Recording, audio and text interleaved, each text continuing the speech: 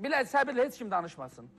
Dediyim kimi, deyəcəklərimiz çox məqamlar olacaq. Ruhi ilə bağlı elə bilmin dayanmışam. Məktub hazırdır artıq. Biz rəsmiyyəni məhkəməyə veririk. Subut eləyəcək cənab hakimin qarşısında ki, o yazdığı məktubu, sən də məhkəmədə iştirak edəcəksən və sənin də vəkili Məhəbbət Dəmirçiyev olub. İnşallah ki, Türkiyədən gələn bir məlumat var, onu da təqdim edəcək. Rəsmiyə elə bilməsin ki, dayanmışıq.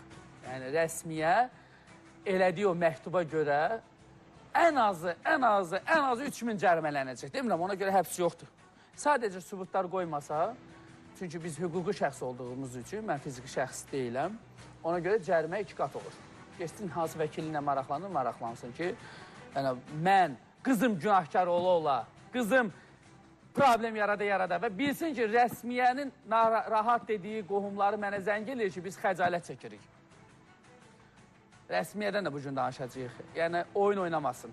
Uşağı göstərməməyə bir yandan hələ bir təhdid də eləyir. Hələ bir adam bir geriyə addım atar ki, mən hansı günümə mübarizə aparım. Ay qardaş, uşağını istəyir, qoy görüşdürüm də.